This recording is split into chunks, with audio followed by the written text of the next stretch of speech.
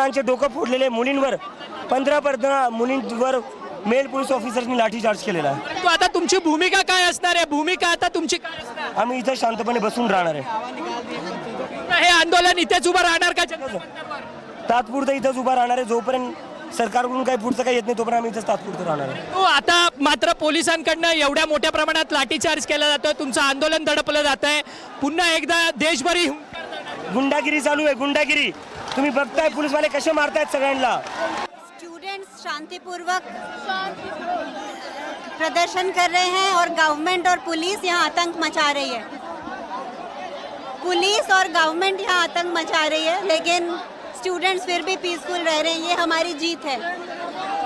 बच्चे लोगों को मार रहे हैं यहाँ पर पुलिस, ये कोशिश कर रहे हैं कि यहाँ पर एक कमोशन हो. तर गीतांजली वांगचूक, अभिजित दिपके यांची प्रतिक्रिया आपण या ठिकाणी पाहत होतात. अभिजित दिपके यांनी थेट आरोप केलेला आहे की पोलिसांची गुंडगिरी या ठिकाणी सुरू आहे आणि गीतांजली वांगचूक यांच्यावर लाठीचार्ज करण्याचा प्रयत्न झाला, त्यांना केस सोडून खाली उतरवण्याचा प्रयत्न या ठिकाणी झालेला आहे. आणि दुसरीकडे गीतांजली वांगचूक यांची प्रतिक्रिया पण आपण या ठिकाणी पाहिली आहे की विद्यार्थ्यांकडून शांततेच्या मार्गाने आंदोलन केलं जात होतं, मात्र पोलिसांकडून दडपशाही सुरू आहे.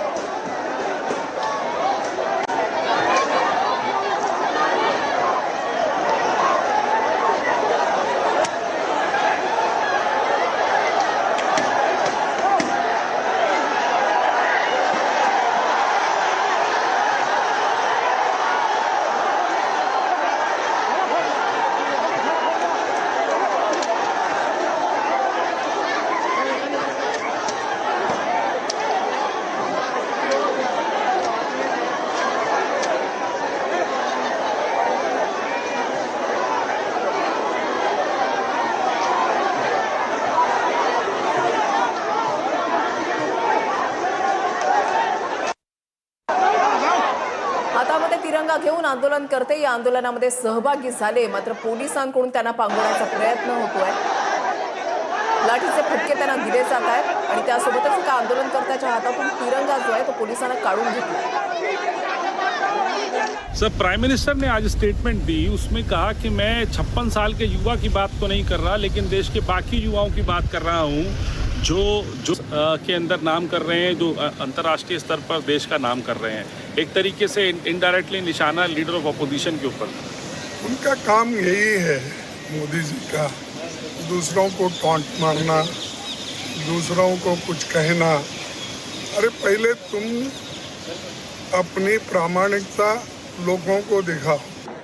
मैम, लगातार विपक्ष नीट और जो इस तरीके से प्रोटेस्ट हो रहा है उसमें चर्चा की मांग कर रहा है, राम मंदिर के दान वाले मामले में चर्चा की बात कर रहा है, क्या कहेंगे इसमें? अगर कुछ प्रॉब्लम है तो अच्छी तरह से डिस्कस करना चाहिए, इंस्टेड ऑफ ऐसे प्रोटेस्ट करने से तो कुछ काम नहीं होगा. और आप अगर देश के जितने युवा है, एजुकेशन सिस्टम है, इसके लिए हमारी मोदी सरकार हमेशा साथ रहा है, बहुत काम किया है उसके लिए. तर आपण बघितलं मल्लिकार्जुन खरगे आणि त्यांच्यासोबतच त्यानंतर हेमा मालिनी यांची ही प्रतिक्रिया जी आहे ती समोर आलेली आहे.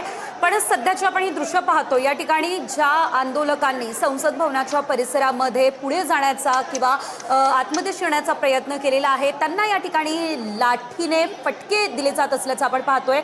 अभूतपूर्व सुरक्षा या ठिकाणी तैनात करण्यात आलेली आहे. दिल्लीमध्ये संपूर्ण या परिसराला छावणीचं स्वरूप आता आलेलं आहे आणि संसदेवरती हा धडक मोर्चा निघालेला आहे. अद्यापही काही आंदोलक हे संसद भवनापासून अगदी 150 मीटरच्या परिसरामध्ये थांबलेले आहे आणि त्यांना त्याच ठिकाणी रोखण्यासाठी पोलिसांकडून हे प्रयत्न केले जात आहे, बॅरिगेटिंग केलं जात आहे. अश्रुधुराच्या नळकांड्याही फोडण्यात आलेल्या आहे काही वेळापूर्वी आणि आता तरी देखील मात्र बॅरिगेटिंग केलेलं आहे. मात्र त्या बॅरिगेट्सवरून आतमध्ये जाण्याचा प्रयत्न काही आंदोलकांकडून करण्यात आला असल्याचं सांगितलं जातं. सकाळपासून संध्याकाळ झालेली आहे, पावसाच्या सरी देखील कोसळल्या, मात्र तरी सुद्धा आंदोलनकर्ते आपल्या भूमिकेवर ठाम. पुढे जाऊ दिलं जात नव्हतं म्हणून ट्रकमध्ये चढले, मात्र त्या ट्रकची हवा देखील पोलिसांनी या ठिकाणी काढून टाकली. या ट्रकमध्ये अभिजित दिपके, गीतांजली वांगचूक, अभिनेते प्रकाश राज, ज्यांनी सुरुवातीपासूनच सोनम वांगचूक आणि अभिजित दिपके यांच्या आंदोलनाला पाठिंबा दिला, विद्यार्थ्यांच्या मागण्यांना पाठिंबा दिला, ते प्रकाश राज देखील या आंदोलनामध्ये सहभागी झालेत. पोलिसांकडून त्यांना ताब्यात घेण्याचा प्रयत्न या ठिकाणी करण्यात आलेला आहे. मात्र अभिजित दिपके, प्रकाश राज, गीतांजली वांगचूक आपल्या मागण्यांवर, आपल्या भूमिकेवर ठाम आहे की काही झालं तरी हा मोर्चा संसदेपर्यंत आपण नेणार मात्र पोलिसांकडून या आंदोलनकर्त्यांना या ठिकाणी अडवलं जात आहे, अशा पद्धतीनं त्यांना लाठ्यांनी मारलं जात आहे. महत्त्वाचा मुद्दा तो म्हणजे सोनम वांगचुक हे सध्या रुग्णालयामध्ये आहेत आणि रुग्णालयामध्ये असताना त्यांनी काल 5 शपथा ज्या आहेत त्या जाहीर केलेल्या होत्या की हे आंदोलन शांततापूर्ण मार्गानं होईल. या आंदोलनामध्ये सहभागी होणाऱ्याच्या हातामध्ये तिरंगा असेल, एकच ध्वज असेल अशी शपथ त्यांनी त्या ठिकाणी घेतलेली होती. वर्तनामध्ये शिस्त असेल आणि सोबतच कोणत्याही प्रकारची हिंसा ही अजिबात होणार नाही ही शपथ सोनम वांगचुक यांनी घेतलेली होती. तो संदेश या आंदोलनकर्त्यांपर्यंत पोहोचवण्यात आलेला होता. सकाळपासून शांततेच्या मार्गानंच हे आंदोलन सुरू आहे असा दावा या ठिकाणी केला जात असताना पोलिसांकडून या आंदोलनकर्त्यांवर लाठीचार्ज करण्यात आला, अश्रुधुराच्या नळकांड्या फोडण्यात आल्या, ठिकठिकाणी अशा पद्धतीनं बॅरिकेडिंग करण्यात आलं आणि जणू काही संसद भवन परिसराला छावणीचं स्वरूप या ठिकाणी आलेलं होतं. तर दुसरी दृश्य आपण या ठिकाणी पाहत आहे, एनटी ऑफिसच्या बाहेरची दृश्य आपण या ठिकाणी पाहत आहे. त्या ठिकाणी सुद्धा मोठा बंदोबस्त तैनात करण्यात आलेला आहे. संसद